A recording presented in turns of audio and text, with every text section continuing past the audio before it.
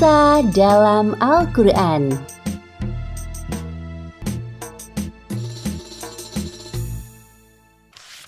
Kisah Nabi Musa alaihi salam. Kisah ini disebutkan dalam Al-Quran, surat Al-Qasas ayat 7 hingga ayat 13. Diceritakan bahwa saat Musa masih bayi, ibu Nabi Musa diperintahkan Allah Subhanahu wa Ta'ala untuk menghanyutkan bayinya ke Sungai Nil.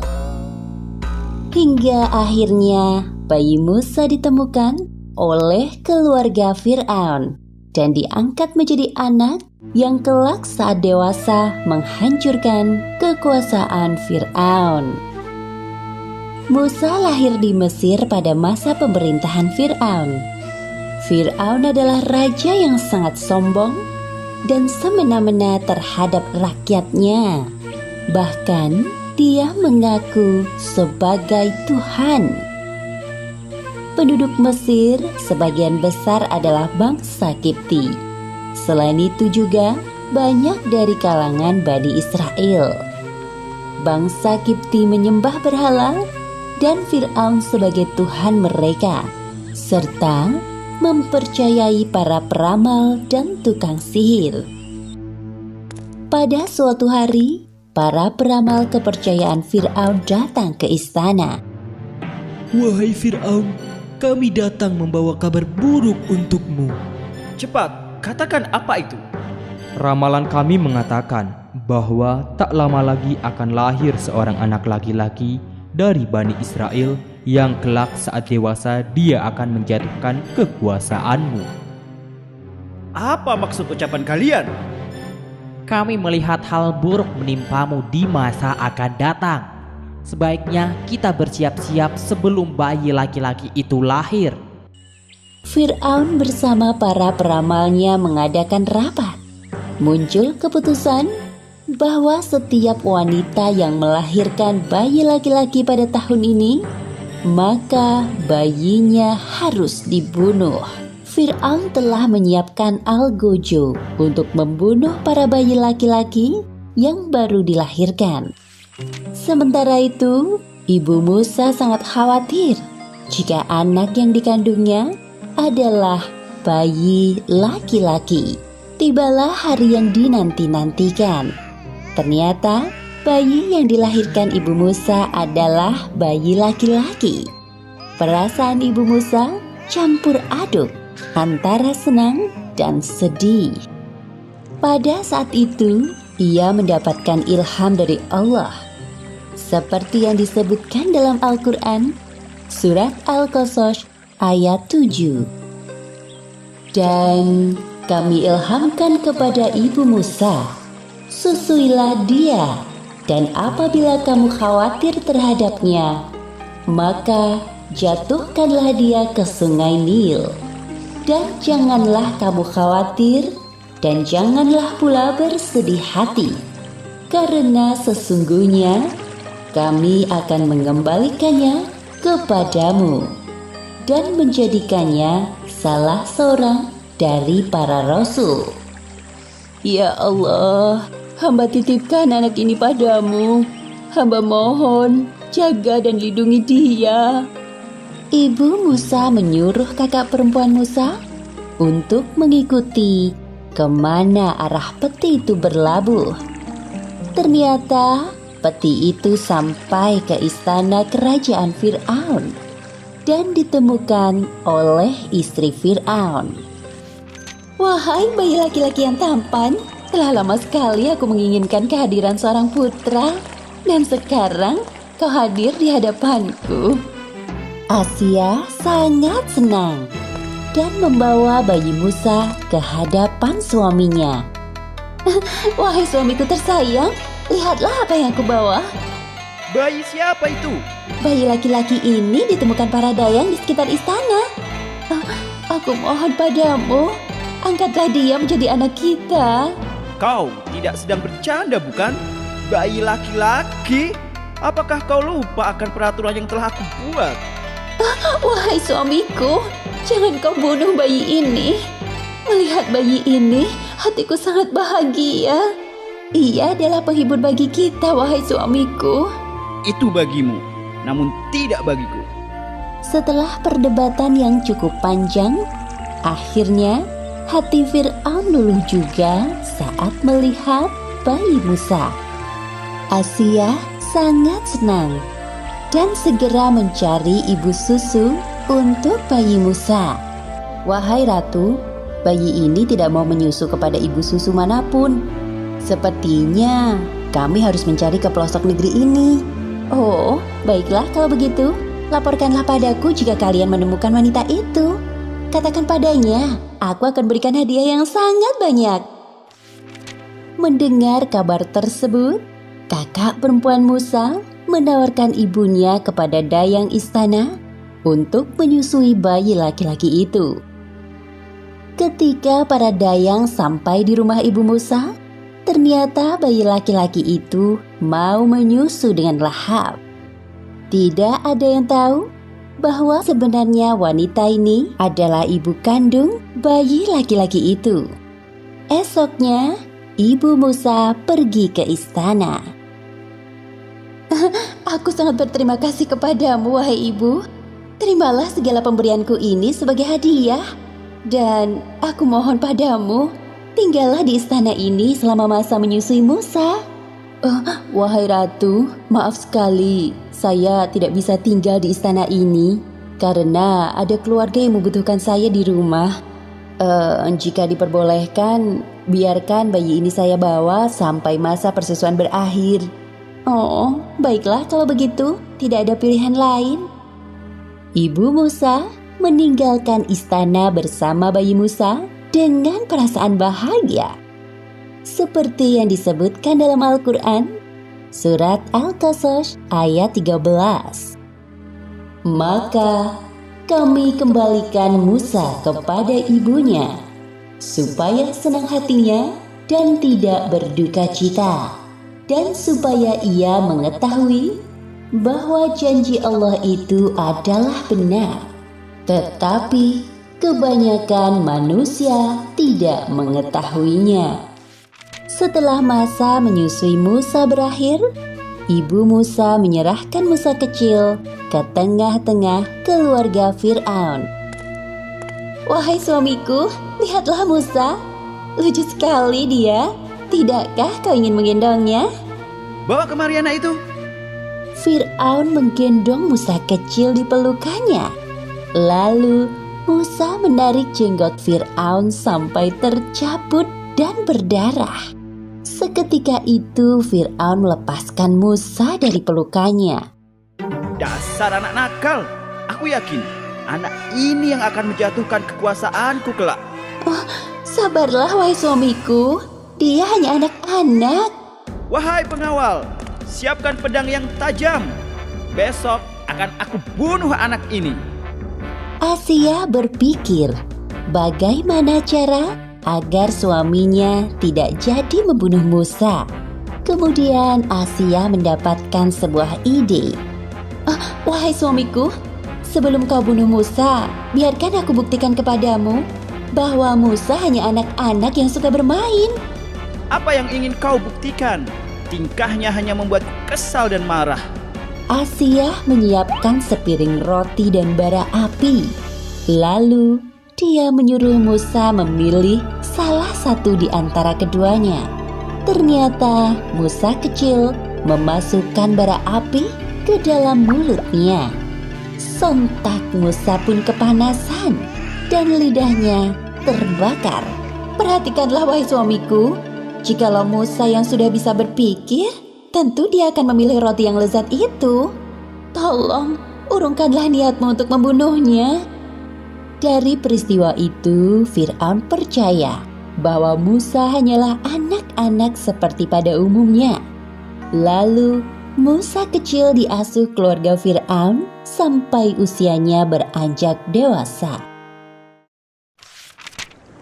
Kisah ini disebutkan di Al-Quran Surat Al-Qasas ayat 14 hingga ayat 28. Diceritakan bahwa selama tinggal di istana Fir'aun, Musa mempelajari berbagai ilmu pengetahuan. Musa dewasa, tumbuh menjadi orang yang cerdas dan tahu bahwa dirinya bukanlah anak Fir'aun, melainkan keturunan dari Bani Israel. Demikianlah cara Allah memberikan pengetahuan kepada Musa yang kelak akan menghancurkan kekuasaan Fir'aun. Ketika sedang berjalan-jalan, Musa melihat dua orang laki-laki sedang berkelahi. Satu orang Kipti, yaitu penduduk asli Mesir, dan satunya lagi dari kalangan Bani Israel. Musa pun mendekati mereka berdua. Wahai Musa, tolonglah aku. Musa berniat membantu karena kasihan melihat kaumnya sedang terdesak. Musa meninju wajah orang Kipti dengan sekali pukulan. Tak disangka orang tersebut jatuh dan langsung meninggal dunia. Ya Allah, aku terpengaruh bisikan setan. Tolong ampuni perbuatanku. Musa bertaubat atas perbuatan yang tidak sengaja dilakukan dan Allah Subhanahu wa Ta'ala mengampuninya. Seperti yang disebutkan dalam Al-Quran surat Al-Qasas ayat 16. Maka Dia, Allah, mengampuninya. Sungguh Allah, Dialah yang Maha Pengampun, Maha Penyayang.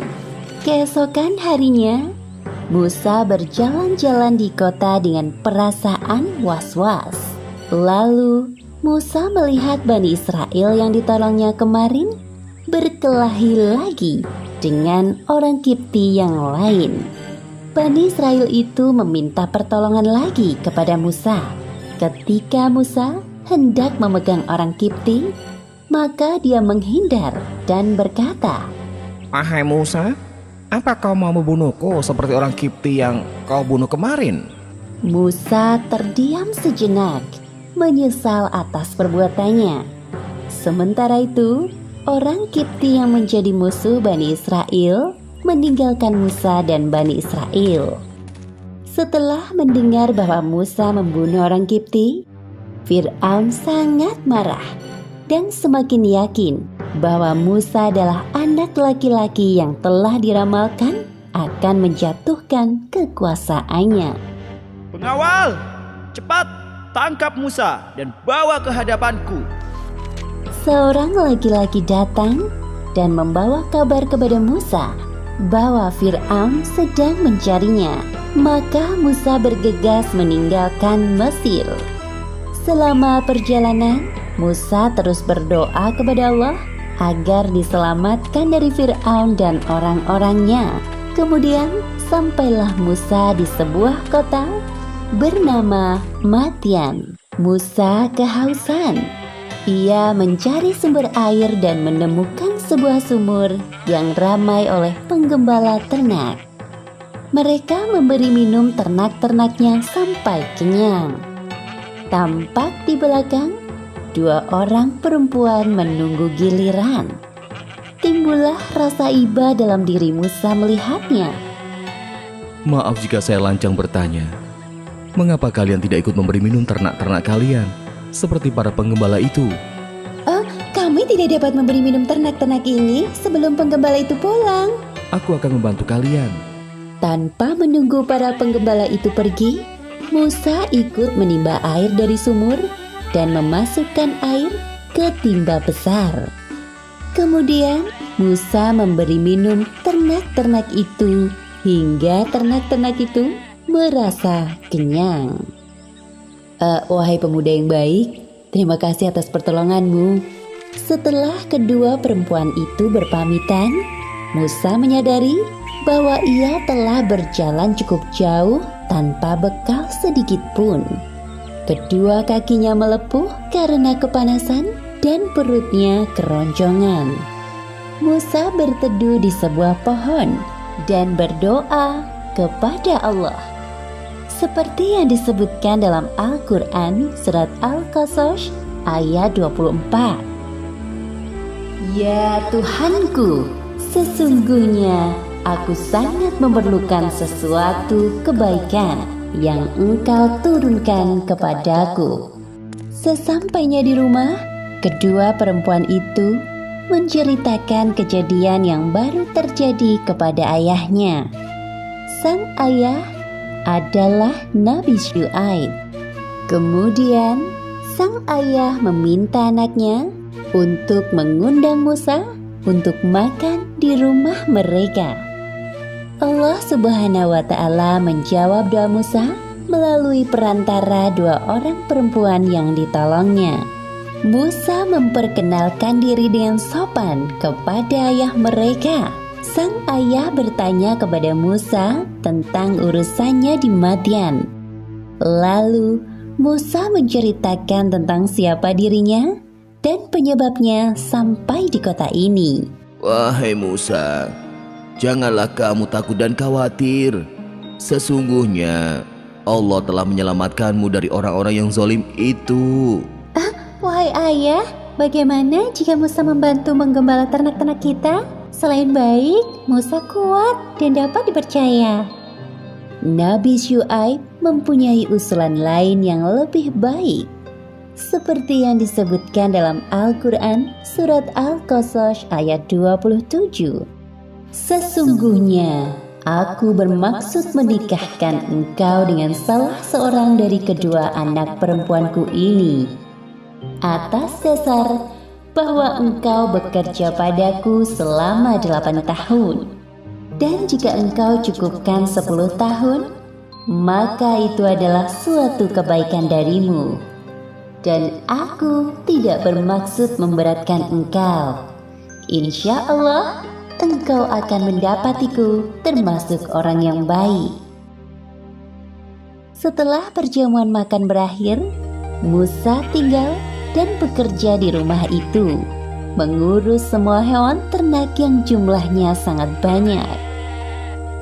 Musa dinikahkan oleh sang ayah dengan salah satu dari anak perempuannya, sesuai dengan kesepakatan mereka.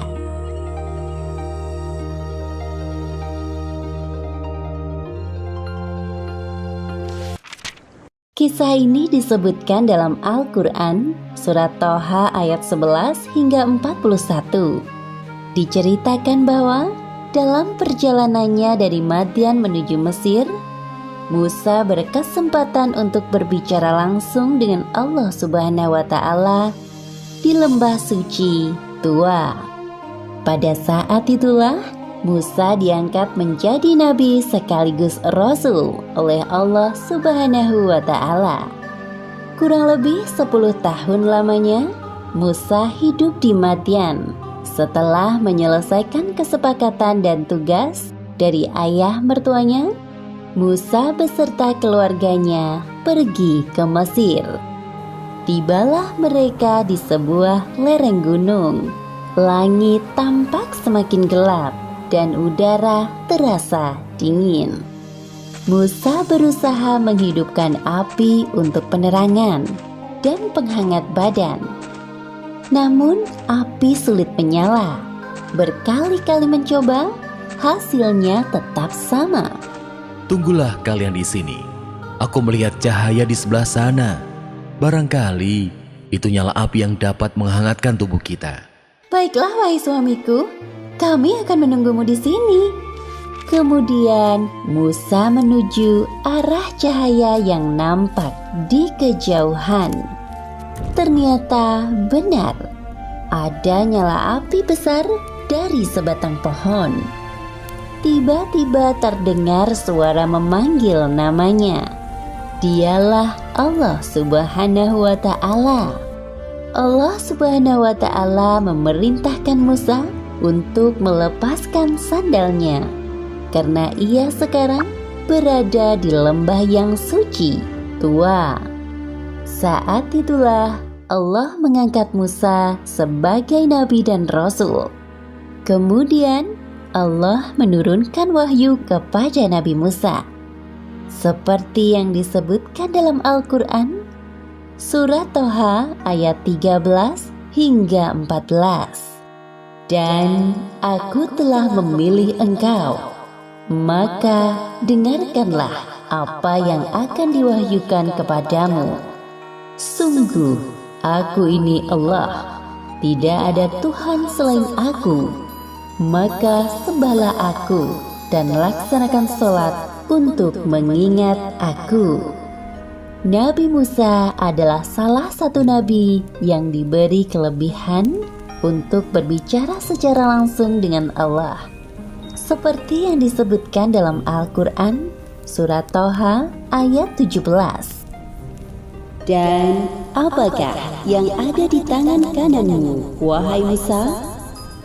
Ini tongkat yang membantu berjalan untuk mencari makanan bagi ternak peliharaan kami dan juga untuk keperluan yang lainnya. Kemudian Allah menyuruh Nabi Musa melemparkan tongkatnya. Nabi Musa melemparkan tongkatnya ke tanah. Tiba-tiba tongkat itu berubah menjadi ular besar. Nabi Musa surut ke belakang karena ketakutan melihat tongkatnya berubah menjadi ular besar. Allah menghibur Nabi Musa yang ketakutan, seperti firman-Nya dalam Al-Quran, Surat Toha ayat 18. Peganglah ia dan jangan takut. Kami akan mengembalikannya kepada keadaan semula. Lalu Nabi Musa diperintahkan Allah untuk memasukkan tangannya ke dalam lengan baju, seperti yang disebutkan dalam Al-Quran Surat Toha ayat 22.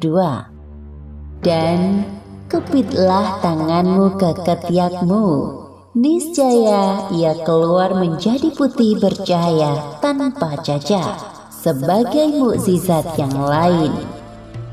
Tugas Nabi Musa selanjutnya adalah berdakwah kepada Fir'aun yang mengaku dirinya sebagai Tuhan.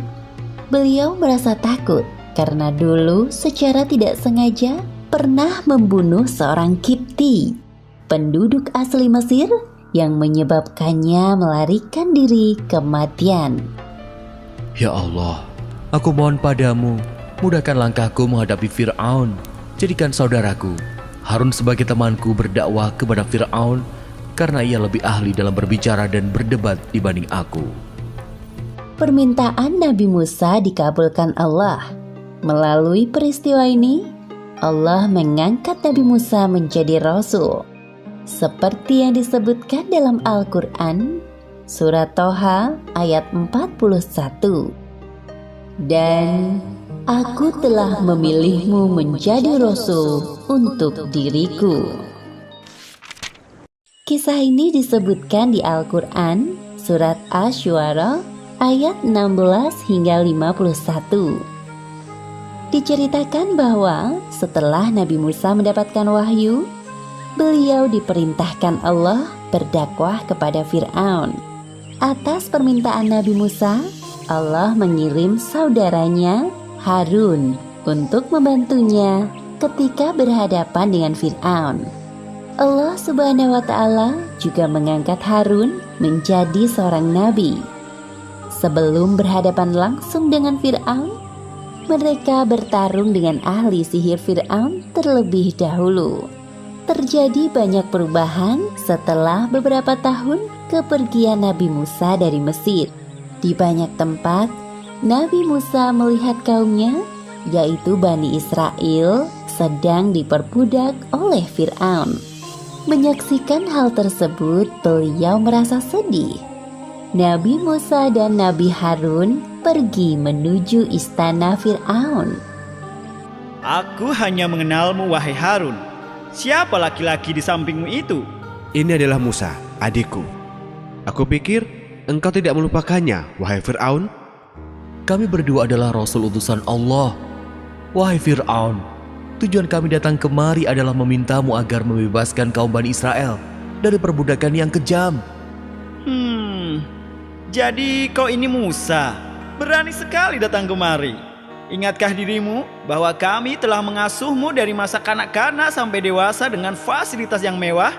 Lalu setelah membunuh kaumku, kau malah melarikan diri. Sekarang kau datang dan meminta hal yang tidak masuk akal. Dasar tidak tahu berterima kasih.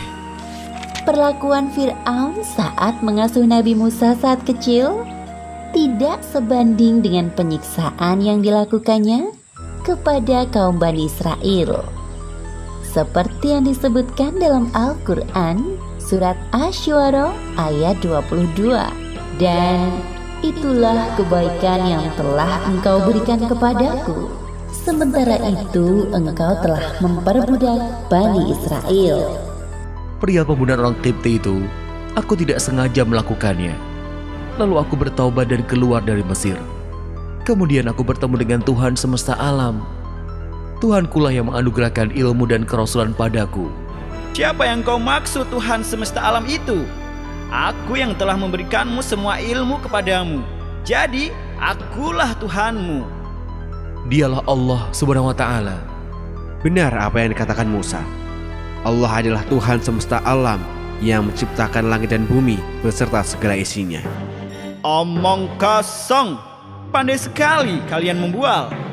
Wahai Fir'aun, dia Allah adalah Tuhanmu dan Tuhan nenek moyang kita dahulu.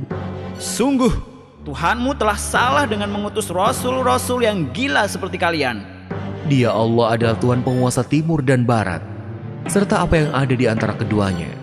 Dengarkan baik-baik, wahai Musa dan Harun, jika kalian menyembah Tuhan selain aku, maka penjara tempat kalian selanjutnya.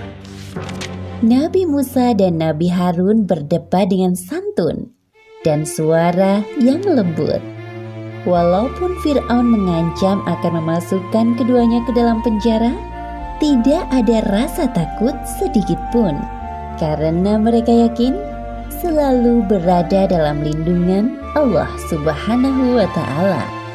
Wahai Fir'aun, apakah engkau akan tetap memenjara kami jika aku perlihatkan bukti-bukti kerasulanku? Baiklah, tunjukkan kepada kita semua yang ada di ruangan ini. Semua orang menunggu apa yang akan dilakukan oleh Nabi Musa. Nabi Musa melemparkan tongkatnya, dan tiba-tiba tongkat itu berubah menjadi ular yang besar. Semua orang yang melihat merasa ketakutan. Hah? Wah, menakutkan sekali.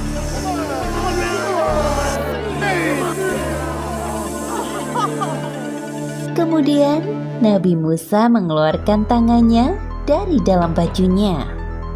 Tiba-tiba tangan itu bercahaya.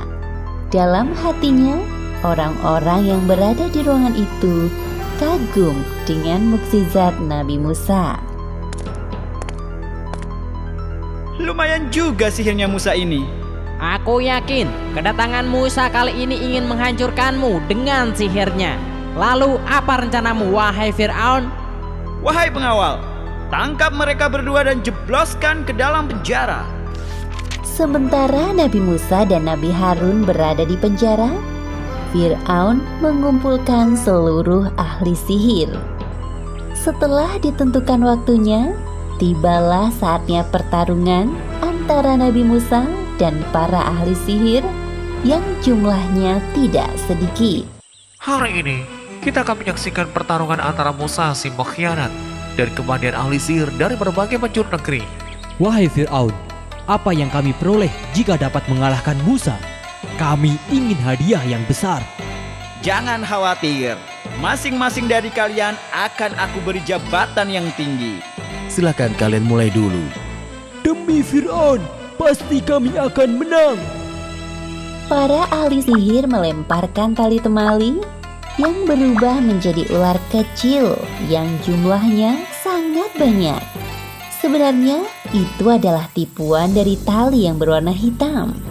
Sedangkan para ahli sihir itu membutakan mata orang-orang yang menyaksikan, seolah-olah tampak seperti ular. Kemudian Nabi Musa melemparkan tongkatnya. Tiba-tiba berubah menjadi ular besar yang dengan sigap melahap semua tipuan ahli sihir. Melihat mukjizat Nabi Musa yang dahsyat, para ahli sihir itu terketuk hatinya. dan bersujud di hadapan Nabi Musa. Kami beriman kepada Tuhan semesta alam, Tuhannya Musa dan Harun. Mengapa kalian beriman kepada Musa tanpa izin dariku? Jika kalian tetap seperti itu, aku akan memotong tangan dan kaki kalian bersilangan. Lalu aku salib kalian semua. Para ahli sihir itu tetap pada pendiriannya dan tidak takut pada ancaman Fir'aun. Mereka pun berdoa seperti yang disebutkan dalam Al-Quran surat Asy-Syu'ara ayat 51. Sesungguhnya kami sangat menginginkan sekiranya Tuhan kami akan mengampuni kesalahan kami, karena kami menjadi orang yang pertama-tama beriman. Kisah ini disebutkan di Al-Quran surat Al-A'raf ayat 127 hingga 135. Setelah Nabi Musa mengalahkan ahli sihir Fir'aun sampai mereka bertaubat, tidak lantas menjadikan Fir'aun beriman kepada Allah. Fir'aun semakin bertindak sewenang-wenang terhadap Bani Israel, sampai Allah Subhanahu wa Ta'ala menurunkan azab kepada Fir'aun dan kaumnya. Nabi Musa tak henti-hentinya berdakwah kepada Fir'aun dan kaumnya agar mau beriman kepada Allah. Namun Fir'aun dan kaumnya tetap sombong dan tidak mau beriman kepada Allah. Hanya Bani Israel yang menjadi pengikut Nabi Musa. Wahai Fir'aun, aku tidak meminta kekuasaan atau kekayaanmu sedikitpun. Aku hanya mengajakmu untuk beriman kepada Tuhan Allah. Wahai Musa, akulah Tuhanmu yang sebenarnya. Seharusnya engkau yang beriman kepadaku. Hari demi hari, penderitaan kaum Bani Israel semakin berat. Mereka dijadikan budak dan pekerja kasar tanpa upah. Setiap orang yang berani melawan perintah Fir'aun atau tidak mau menyembahnya akan dihukum mati, termasuk membunuh anak laki-laki dari kaum Nabi Musa. Wahai Musa, kami sangat menderita hidup di Mesir ini. Bukankah engkau adalah utusan Allah? Mintalah kepadanya agar menghukum Fir'aun yang telah bertindak sewenang-wenang.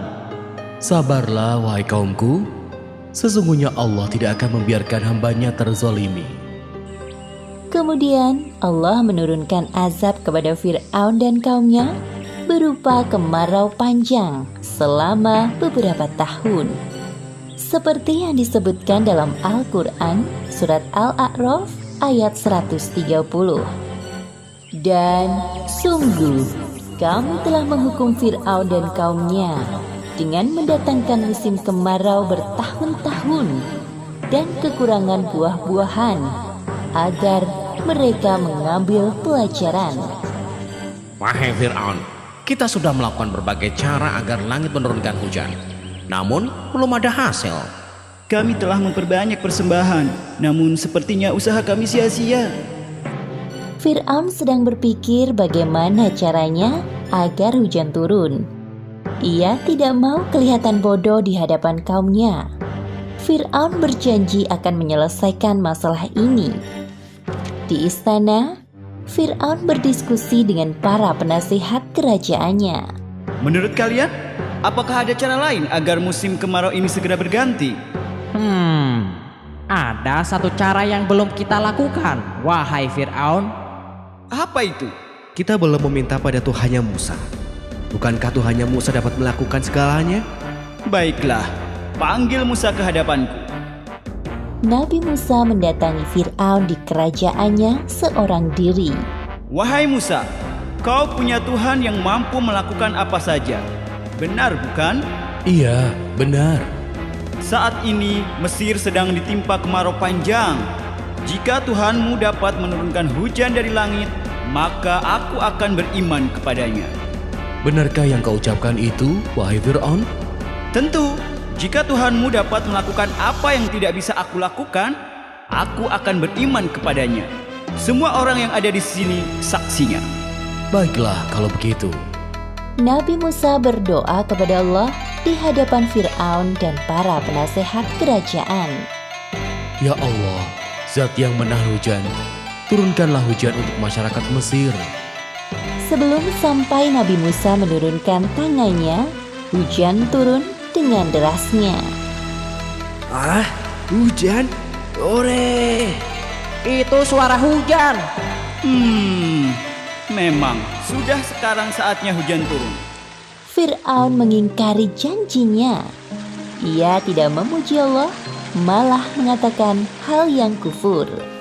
Nabi Musa sangat kecewa dengan sikap Fir'aun dan kaumnya. Namun, beliau tidak patah semangat dalam berdakwah. Wahai kaumku, ketahuilah bahwa hanya ada satu Tuhan yang pantas disembah. Dia Allah SWT. Ikutlah denganku dan surga balasan keimanan kalian. Namun, jika kalian lebih memilih menyembah selainnya, aku takut Allah akan menurunkan azab yang lebih pedih kepada kalian. Wahai Musa, bukti apapun yang engkau bawa, kami tetap tidak akan beriman kepadamu maupun ajaranmu. Benar apa katanya. Fir'aun satu-satunya Tuhan kami. Setelah panen melimpah, hujan tak kunjung berhenti. Lalu muncul angin topan yang dahsyat. Sebagaimana disebutkan dalam Al-Quran surat Al-A'raf ayat 133. Maka kami kirimkan kepada mereka topan, belalang, kutu, katak dan darah. Air minum berubah menjadi darah sebagai bukti-bukti yang jelas. Tetapi mereka tetap menyombongkan diri dan mereka adalah kaum yang berdosa. Wahai Musa, mintalah kepada Tuhanmu agar Dia, Allah, menghentikan hujan ini. Kami berjanji akan beriman kepada Tuhanmu. Kemudian Nabi Musa berdoa kepada Allah dan hujan pun berhenti. Kemudian Allah juga menumbuhkan tanaman dan buah-buahan di kebun mereka. Namun ternyata mereka mengingkari janjinya. Inilah yang sesungguhnya kami inginkan. Beberapa hari berikutnya, Allah mengirimkan belalang di kebun-kebun mereka hingga semua tanamannya mati. Wahai Musa, sekali lagi kami mohon, mintalah kepada Allah agar mengusir belalang-belalang ini dari kebun kami. Maka kami akan beriman kepada Allah dan membiarkan Bani Israel pergi bersamamu. Kami bersungguh-sungguh. Nabi Musa kembali berdoa kepada Allah. Setelah Allah menghilangkan belalang di kebun mereka, mereka mengingkari janjinya lagi. Kejadian itu terulang sampai Allah menurunkan kutu-kutu pada hasil panen mereka. Katak-katak yang memenuhi rumah-rumah mereka hingga air yang berubah menjadi darah. Akibatnya, mereka hampir mati kehausan karena tidak minum. Setelah mereka putus asa, mereka menghadap Fir'aun. Wahai Fir'aun, lihatlah keadaan kami ini. Kami sungguh menderita karena ulah Musa. Ketahuilah bahwa ini semua adalah sihir Musa. Kemudian Fir'aun mendatangi Nabi Musa dan kembali melakukan tipu dayanya. Wahai Musa, jika Tuhanmu mau mencabut semua penderitaan kami, pasti aku dan kaumku mau beriman kepadanya. Aku juga membebaskan Bani Israel dari perbudakan dan membiarkan mereka ikut bersamamu. Mendengar penawaran Fir'aun, Nabi Musa pun kembali berdoa kepada Allah. Ya Allah, ya Tuhanku, untuk yang terakhir kalinya, hamba mohon agar engkau mencabut semua azab pada Fir'aun dan kaumnya. Dalam sekejap, Allah mengabulkan doa Nabi Musa. Namun malangnya, hal yang sama kembali terjadi. Fir'aun dan pengikutnya tidak bersungguh-sungguh bertaubat. Nabi Musa merasa sangat sedih karena usahanya selama ini sia-sia. Kisah ini disebutkan beberapa kali di Al-Quran. Salah satunya ada di dalam surat Asy-Syu'ara ayat 52 hingga 68. Setelah berkali-kali Fir'aun ingkar janji kepada Nabi Musa, maka Allah memerintahkan Nabi Musa dan Bani Israel agar segera meninggalkan Mesir. Namun, Fir'aun dan bala tentaranya mengejar mereka sampai ke Laut Merah. Mesir kembali ramai dengan aktivitas masyarakatnya, seperti sebelum turunnya azab dari Allah.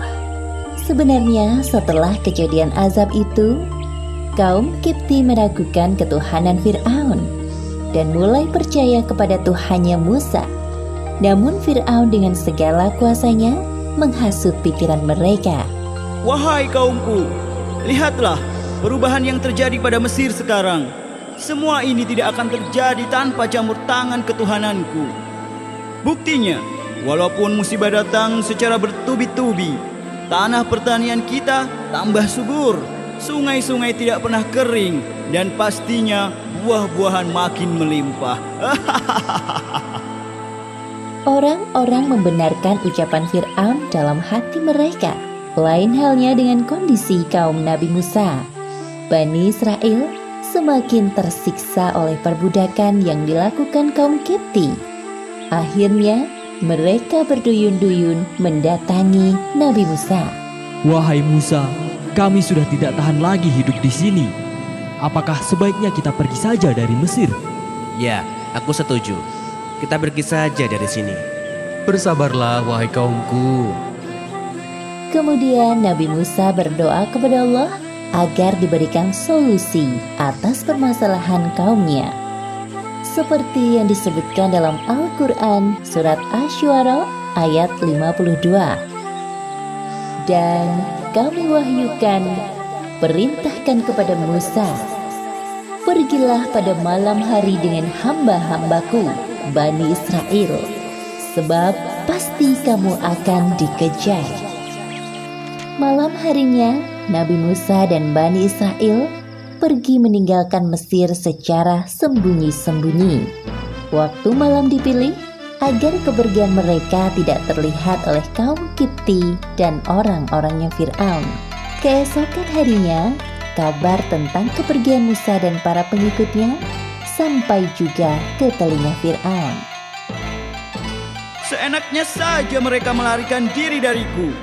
Wahai pengawal, siapkan pasukan untuk mengejar Musa dan Bani Israel.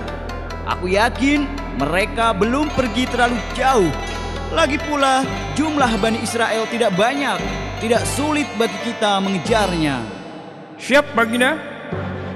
Setelah semua disiapkan, Fir'aun dan pasukannya menyusul Nabi Musa dan Bani Israel dengan menunggangi kuda dan peralatan perang yang hebat. Ketika Nabi Musa dan pengikutnya sampai di tepi laut, perjalanan mereka terhenti. Wahai Musa, sekarang bagaimana ini? Di depan kita terbentang lautan luas. Tanpa perahu, kita tidak bisa menyeberangi laut ini. Kami takut kalau Fir'aun dan pasukannya menyadari kepergian kita dan menyusul kita. Aduh, bagaimana ini wahai Musa? Wahai kaumku, sekali-kali kita tidak akan tersusul. Sesungguhnya Tuhanku besertaku. Kelak Dia akan memberi petunjuk kepadaku. Seperti yang disebutkan dalam Al-Quran surat Asy-Syu'ara ayat 62. Lalu kami wahyukan kepada Musa, pukullah laut itu dengan tongkatmu. Maka terbelahlah lautan itu, dan setiap belahan seperti gunung yang besar. Lalu Nabi Musa memukulkan tongkatnya ke laut. Seketika itu lautan terbelah menjadi dua. Di tengah-tengahnya terhampar jalan panjang untuk melintas. Masya Allah. Masya Allah. Ayo, kita segera bergegas. Baik. Ayo, cepat. Fir'aun dan para pengikutnya sampai ke tepi Laut Merah. Mereka takjub melihat pemandangan laut yang aneh. Wah, apa ini? Belum pernah aku melihat hal seperti ini sebelumnya. Sihir apa ini hingga membelah lautan? Mereka melewati jalan ini. Ayo kita kejar. Ayo maju pasukan. Ketika Fir'aun dan pasukannya sampai di tengah perjalanan mengejar Musa, tampak Musa dan kaumnya. Lihat, itu Bani Israel. Aku melihatnya. Namun, atas izin Allah, tiba-tiba jalan yang terbentang di antara dua laut itu kembali berubah menjadi laut. Allah menyelamatkan Nabi Musa dan Bani Israel, sedangkan Fir'aun dan pasukannya tenggelam di lautan. Sebelum mati tenggelam, Fir'aun menyadari kesalahannya. Ya Allah, sesungguhnya aku percaya tidak ada Tuhan selain Engkau, Tuhannya Musa dan Bani Israel. Hamba berserah diri kepadamu ya Allah. Tolong selamatkan hamba. Namun semuanya telah terlambat. Allah tidak menerima taubat Fir'aun. Seperti yang disebutkan dalam Al-Quran, surat Yunus ayat 91. Apakah sekarang baru kamu beriman, padahal sesungguhnya engkau telah durhaka sejak dahulu, dan engkau termasuk orang yang berbuat kerusakan. Sedangkan di pihak Musa, Bani Israel masih khawatir dengan keadaan musuhnya. Wahai Musa, apakah Fir'aun dan para pengikutnya benar-benar tenggelam di laut ini? Ya, kami agak ragu, karena Fir'aun mengaku-ngaku bahwa dirinya Tuhan yang tidak akan mati. Pastikan mereka tenggelam di laut. Tidak mungkin mereka masih hidup. Bukankah begitu, wahai Musa? Benar wahai kaumku, Fir'aun dan pasukannya tenggelam di laut. Namun Allah menyelamatkan jasad Fir'aun sebagai pelajaran bagi manusia di masa mendatang, bahwa kisah Fir'aun yang kejam dan mengaku-ngaku sebagai Tuhan benar-benar kisah nyata. Kisah ini disebutkan dalam Al-Quran pada surat Al-A'raf ayat 138 hingga 145. Diceritakan bahwa setelah Nabi Musa beserta Bani Israel selamat dari kejaran Fir'aun, mereka meninggalkan Mesir dan melanjutkan perjalanan menuju kota Palestina. Di tengah perjalanan, tibalah Nabi Musa dan Bani Israel di suatu pemukiman penduduk. Terlihat bahwa penduduk di daerah itu masih menyembah patung berhala. Melihat fenomena tersebut, Bani Israel mulai resah. Mereka pun mengungkapkan keresahannya kepada Nabi Musa. Wahai Musa, buatkanlah kami patung seperti orang-orang yang memuliakan Tuhannya itu. Apa yang kalian maksud dengan Tuhan? Itu adalah patung-patung berhala yang mereka sembah. Kalian ini seharusnya lebih baik dari mereka. Nabi Musa sangat kecewa dan sedih mendengar permintaan kaumnya itu. Padahal jelas-jelas Bani Israel baru saja diselamatkan Allah Subhanahu wa Ta'ala dari kejaran Fir'aun dan pasukannya. Wahai kaumku, bukankah Allah telah menyelamatkan kalian dari kekejaman Fir'aun? Sesungguhnya Allah sangat memuliakan golongan dari kalian. Seperti yang disebutkan dalam Al-Quran, surat Al-A'raf ayat 140. Dia, Musa berkata, pantaskah aku mencari Tuhan untukmu selain Allah, padahal dia telah melebihkan kamu atas segala umat pada masa itu. Mendengar apa yang disampaikan oleh Nabi Musa, barulah Bani Israel menyadari kekeliruannya. Pada malam harinya, Nabi Musa mendapatkan petunjuk melalui mimpi bahwa ia diutus Allah untuk pergi ke bukit Tur Sina. Sebagaimana yang disebutkan dalam Al-Quran, surat Al-A'raf ayat 142. Dan kami telah menjanjikan kepada Musa memberikan Taurat 30 malam, dan kami sempurnakan jumlah malam itu dengan 10 malam lagi. Maka sempurnalah wahyu yang diberikan Tuhannya 40 malam. Keesokan harinya sebelum berangkat, Nabi Musa meminta kepada Nabi Harun untuk mengawasi kaumnya agar tidak menyimpang dari perintah Allah. Wahai saudaraku, Harun, gantikanlah aku dalam memimpin kaumku. Teruslah membimbing mereka dalam kebaikan, dan jangan engkau mengikuti ajakan mereka yang sesat. Insya Allah, wahai Musa, aku akan melaksanakan amanah darimu dengan segala kemampuanku. Nabi Musa juga berpamitan dengan kaumnya, Bani Israel. Wahai kaumku, aku diperintahkan oleh Allah untuk menerima wahyu yang kedua. Taatlah kalian dengan perintah dari saudaraku, Nabi Harun. Dialah pemimpin kalian selama aku pergi. Setelah berpamitan, Nabi Musa pergi ke Bukit Tur Sina, tempat pertama kali beliau menerima wahyu dari Allah. Ketika tiba waktu yang telah ditetapkan oleh Allah, sampailah Nabi Musa di Bukit Tur Sina. Pada tempat inilah terjadi pembicaraan antara Nabi Musa dengan Allah. Kemudian Nabi Musa memohon kepada Allah agar dapat melihat wujud Allah. Ya Tuhanku, tampakkanlah dirimu kepadaku agar aku dapat melihat Engkau. Allah menjawab permintaan Nabi Musa seperti yang disebutkan dalam Al-Quran, surat Al-A'raf ayat 143. Allah berfirman, "Engkau tidak akan sanggup melihatku, namun lihatlah ke gunung itu. Jika ia tetap pada tempatnya sebagai sedia kala, niscaya engkau dapat melihatku." Ketika Allah menampakkan keagungannya melalui gunung yang ada di depan Nabi Musa, gunung tersebut hancur. Seketika itu juga Nabi Musa kaget dan pingsan. Beberapa menit kemudian, Nabi Musa terbangun. Beliau pun menyadari bahwa tidak sepantasnya ia meminta hal tersebut kepada Allah. Subhanallah, Maha Suci Allah, aku bertobat kepadamu dan aku adalah orang yang pertama-tama beriman. Kemudian Nabi Musa mendapatkan kitab Taurat yang berisi tentang ajaran atau perintah bagi kaumnya, yaitu Bani Israel.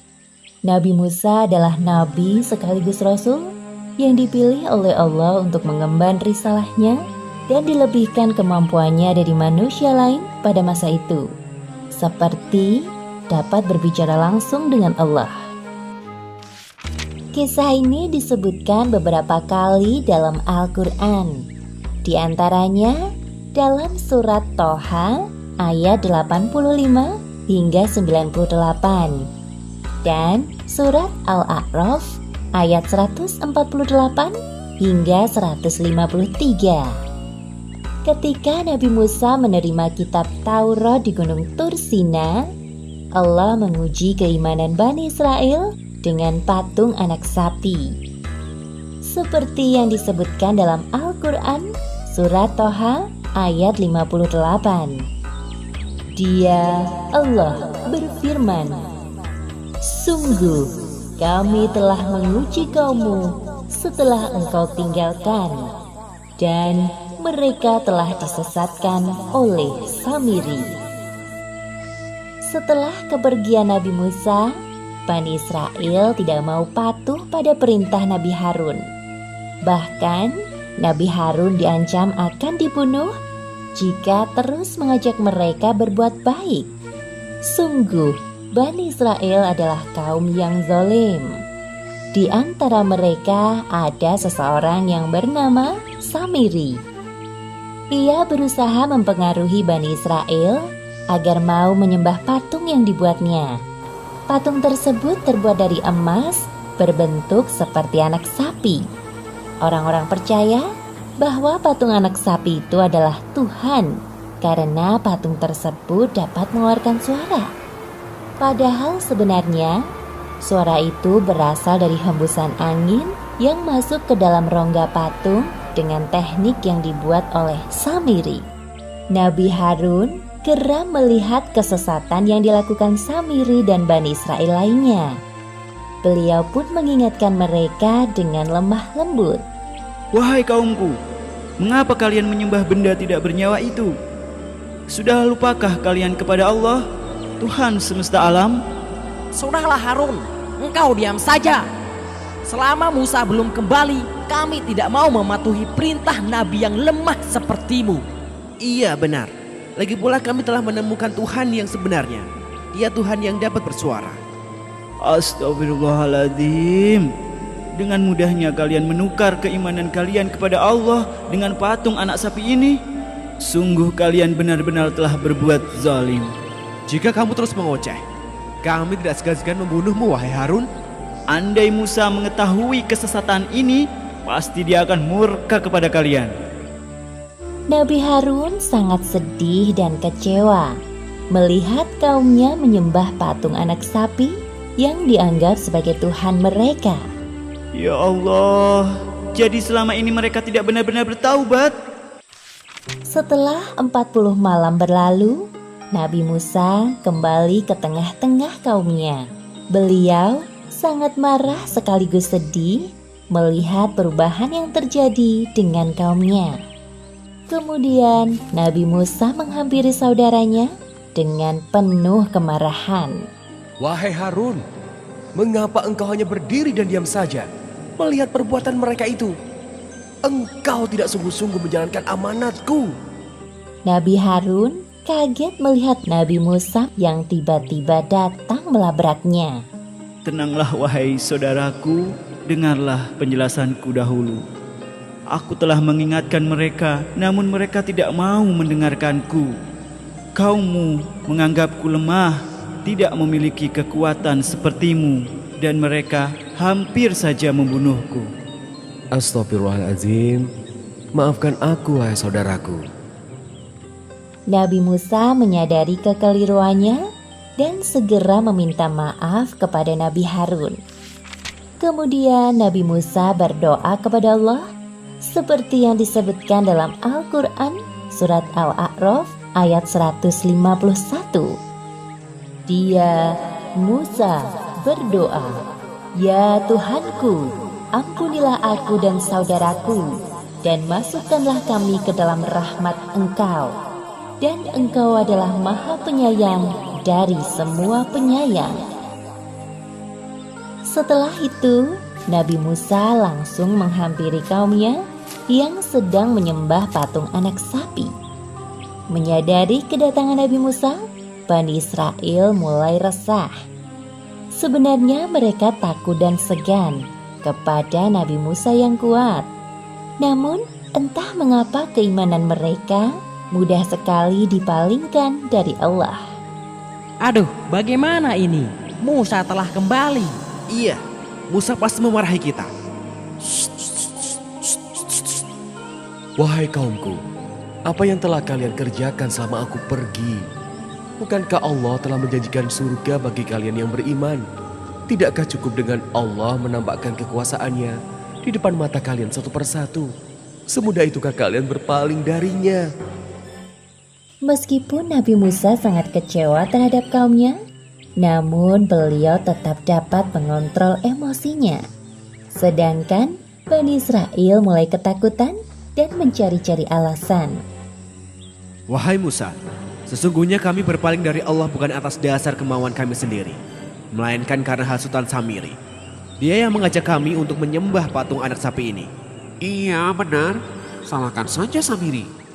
Kemudian Nabi Musa mencari orang yang bernama Samiri yang disebut-sebut sebagai dalang dari penyembahan patung anak sapi. Mendengar jawaban Samiri, Nabi Musa semakin geram. Beliau pun mengusir Samiri dari tempat itu. Wahai Samiri, pergilah engkau ke tempat yang jauh. Mulai saat ini, kau jangan sentuh aku selama hidupmu di dunia. Sedangkan neraka adalah balasan atas perbuatanmu menyekutukan Allah. Samiri meninggalkan tempat tersebut sambil menundukkan kepala. Kemudian, Nabi Musa mengutus kaumnya untuk membakar patung anak sapi dan membuang abunya ke laut. Seperti yang disebutkan dalam Al-Quran, surat Toha ayat 98. Sungguh, Tuhanmu hanyalah Allah, tidak ada Tuhan selain Dia. Pengetahuannya meliputi segala sesuatu. Kisah ini disebutkan di Al-Quran surat Al-Baqarah ayat 67 hingga 73. Dalam kisah ini, Allah Subhanahu wa Ta'ala memperlihatkan sikap buruk kaum Bani Israel saat diperintahkan untuk menyembelih sapi betina pada zaman Nabi Musa alaihi salam. Perintah penyembelihan sapi betina ini dimaksudkan untuk menunjukkan kebesaran Allah Subhanahu wa Ta'ala dalam mengungkapkan pelaku pembunuhan. Pada zaman pemerintahan Nabi Musa alaihi salam, terjadi peristiwa yang menggemparkan di kalangan kaum Bani Israel. Seorang saudagar kaya raya terbunuh dan mayatnya dibuang di pelataran desa tetangga.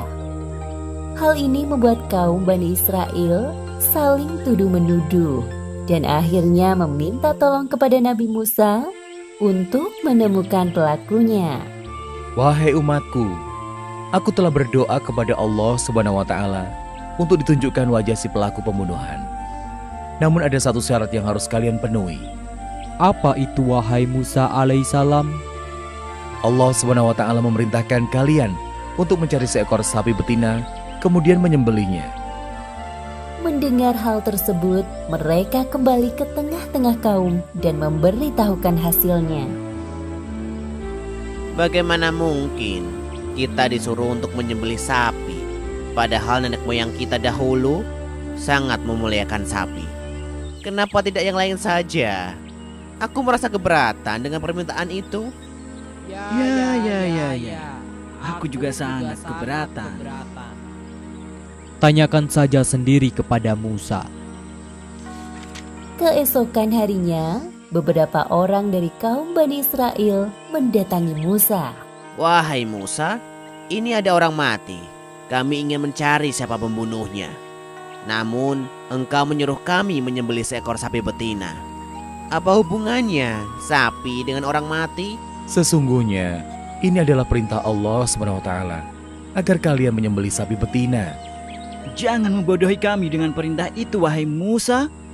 Aku bukan orang bodoh, padahal aku adalah utusan Allah Subhanahu wa Ta'ala. Seperti yang disebutkan dalam surat Al-Baqarah ayat 67. Dan ingatlah, ketika Musa berkata kepada kaumnya, Allah memerintahkan kamu agar menyembelih seekor sapi betina. Hal ini menunjukkan sikap buruk kaum Bani Israel, yaitu suka membantah saat mendapat perintah dari Allah Subhanahu wa Ta'ala. Wahai Musa, apabila itu benar yang diperintahkan Tuhanmu untuk kami, mohonkan kepada Allah agar menjelaskan ciri-ciri sapi itu, yang tua atau yang muda atau yang bagaimana.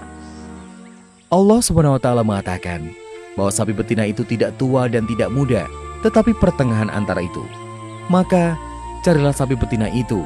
Kaum Bani Israel itu pulang dan kembali lagi keesokan harinya menghadap Nabi Musa. Wahai Musa, kami masih belum paham perihal sapi itu. Mintalah kepada Allah untuk menunjukkan warna sapi betina itu agar kami mudah mencarinya. Allah Subhanahu wa Ta'ala mengatakan bahwa sapi betina itu yang kuning warnanya dan menyenangkan pandangan orang yang melihat. Hal yang sama berulang terjadi di hari berikutnya. Mereka kembali mendatangi Nabi Musa. Maafkan kami, wahai Musa.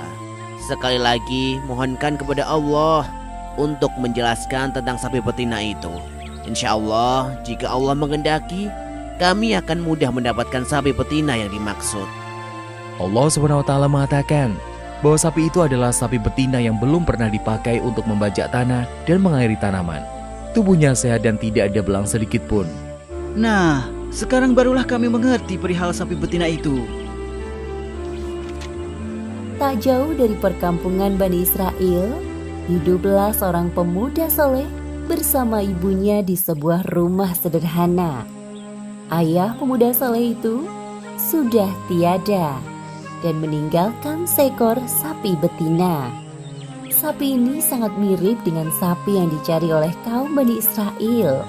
Nak, untuk makan kita besok, tolong kau jual sapi peninggalan ayahmu ke pasar.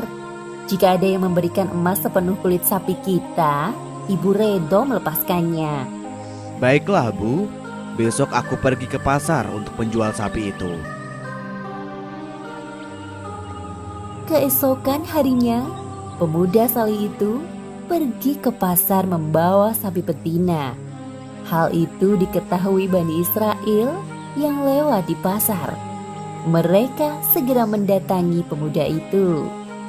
Wahai anak muda, apakah kau hendak menjual sapi betina ini? Benar, Tuan. Ibuku menyuruhku menjual sapi betina ini. berapa harga yang ibumu minta untuk sapi ini? Tuan bisa membelinya dengan emas sepenuh kulit sapi ini agar ibuku ridho melepaskan sapi betina ini.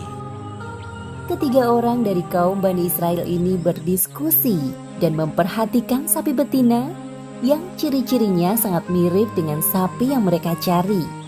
Baiklah, ini sekantong emas yang kau minta. Terima kasih Tuan. Setelah mendapatkan sapi betina dari pemuda saleh tadi, laki-laki itu memberitahu kaumnya yang lain dan mendatangi Nabi Musa alaihi salam. Nabi Musa kemudian menyuruh semua kaum Bani Israel berkumpul di sebuah padang yang luas. Wahai Musa, kami telah mendapatkan sapi betina dengan ciri-ciri seperti yang Tuhanmu sebutkan dan menyembelihnya. Sekarang tunjukkan kepada kami pelaku pembunuhan itu, agar kami tidak saling menuduh satu sama lain. Nabi Musa alaihi salam menyuruh mereka mengambil salah satu bagian dari sapi betina itu, lalu memukulkannya pada mayat, seperti yang disebutkan dalam surat Al-Baqarah ayat 73.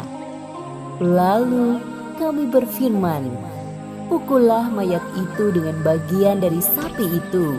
Demikianlah Allah menghidupkan orang yang telah mati. Dan Dia memperlihatkan kepadamu tanda-tanda kekuasaannya agar kamu mengerti. Sesungguhnya orang yang telah membunuhku adalah saudara sepupuku sendiri. Ia sangat serakah dan ingin mengambil semua hartaku.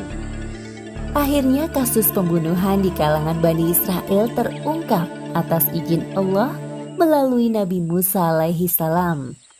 Sebagaimana disebutkan dalam surat Al-Baqarah ayat 72. Dan ingatlah ketika kamu membunuh seseorang, lalu kamu tuduh-menuduh tentang itu. Tetapi Allah menyingkapkan apa yang kamu sembunyikan. Subhanallah, Maha Suci Allah. Ternyata benar apa yang diperintahkan Tuhanmu, wahai Nabi utusan Allah. Maafkan sikap kami yang suka bertanya dan membantah perkataanmu. Sesungguhnya kami termasuk golongan orang-orang yang merugi karena telah menghabiskan banyak waktu untuk mencari sapi betina ini. Kisah ini diceritakan dalam Al-Quran, surat Al-Baqarah ayat 54 hingga 56. Setelah Nabi Musa mengetahui bahwa Bani Israel menyembah patung anak sapi, beliau marah dan kecewa. Kemudian Nabi Musa menyuruh kaumnya bertaubat kepada Allah atas perbuatan syirik tersebut. Seperti yang disebutkan dalam Al-Quran, surat Al-Baqarah ayat 54. Dan ingatlah ketika Musa berkata kepada kaumnya, "Hai kaumku, sesungguhnya kalian telah menganiaya diri sendiri, karena kalian telah menjadikan anak lembu sesembahan kalian. Maka bertobatlah kepada Tuhan yang menjadikan kalian, dan bunuhlah diri kalian. Hal itu adalah lebih baik bagi kalian pada sisi Tuhan yang menjadikan kalian. Maka Allah akan menerima taubat kalian." Kemudian Bani Israel saling membunuh satu sama lain untuk menebus dosa syirik yang telah mereka lakukan. Tidak semua dari kaum Nabi Musa meninggal. Allah menyisakan yang terbaik dari Bani Israel. Setelah itu, Nabi Musa, Nabi Harun dan kaumnya yang tersisa melanjutkan perjalanan. Tibalah mereka di suatu bukit. Pada saat itulah Nabi Musa hendak bermunajat kepada Allah. Wahai kaumku, tunggulah kalian sebentar di sini. Aku hendak bermunajat dengan Allah. Bolehkah kami ikut, wahai Musa? Tentu, mari ikut bersamaku. Namun, Bani Israel tidak dapat menyaksikan pembicaraan antara Allah dan Nabi Musa, karena ada tabir atau pemisah di antara Nabi Musa dan kaumnya. Lalu timbullah rasa penasaran dalam benak Bani Israel. Andai saja kita dapat melihat wujud Allah secara langsung seperti Musa. Iya, aku iri dengan Musa. Aku juga ingin melihat Tuhanku secara langsung. Kita minta saja pada Musa. Bukankah selama ini permintaan kita selalu dikabulkan oleh Allah? Ya, aku setuju. Bani Israel adalah kaum yang serakah. Betapa lancangnya permintaan mereka kepada Allah dan Rasul-Nya. Setelah selesai bermunajat dengan Allah, hilanglah pembatas antara Nabi Musa dan kaumnya. Wahai Musa, kami juga ingin sepertimu, dapat berbicara langsung dengan Allah. Tolong mintakan kepada Allah, wahai Musa. Atau kami tidak akan beriman kepadamu sebelum kami melihat wujud Allah secara langsung. Nabi Musa tidak mengerti apa yang difikirkan kaumnya. Permintaan itu tidak sepantasnya diutarakan. Perilaku kaumnya kali ini sungguh tidak beradab. Tiba-tiba langit berwarna gelap, seperti akan turun hujan, tampak seberkas kilat. Seperti yang disebutkan dalam Al-Quran, surat Al-Baqarah ayat 55. Dan ingatlah ketika kamu berkata, wahai Musa, kami tidak akan beriman kepadamu sebelum kami melihat Allah dengan jelas. Maka halilintar menyambarmu, sedang kamu menyaksikan. Bani Israel meninggal seketika itu juga tersambar halilintar. Nabi Musa dan Nabi Harun kaget menyaksikan peristiwa tersebut. Mereka berdua sedih melihat azab yang menimpa kaumnya. Ya Allah, hamba mohon hidupkanlah kembali mereka dan terimalah taubat mereka. Hamba tidak ingin mereka yang sudah baik kembali menyimpang. Peristiwa ini menunjukkan Nabi Musa memiliki sifat penyayang dan sabar menghadapi kaumnya. Nabi Musa pasrah berdoa kepada Allah, lalu Allah mengabulkan doanya. Sungguh Allah Maha Pengampun, seperti yang disebutkan dalam Al-Quran surat Al-Baqarah ayat 56. Kemudian kami membangkitkan kamu setelah mati, agar kamu bersyukur. Bani Israel yang tersambar halilintar akhirnya dihidupkan kembali oleh Allah. Mereka menyadari kekhilafannya kepada Nabi Musa dan kembali bertaubat kepada Allah. Kisah ini disebutkan dalam Al-Quran surat Al-Baqarah ayat 57 hingga 61 dan surat Al-Maidah ayat 21 hingga 26. Pada cerita sebelumnya, Bani Israel tersambar halilintar akibat kelancangan mereka. Setelah dihidupkan kembali oleh Allah dan bertaubat, mereka bersama-sama dengan Nabi Musa dan Nabi Harun melanjutkan perjalanan menuju Palestina. Nabi Musa, Nabi Harun dan Bani Israel berjalan menyusuri padang yang tandus. Saat itu, matahari bersinar terik. Namun anehnya, Nabi Musa dan kaumnya tidak merasa kepanasan.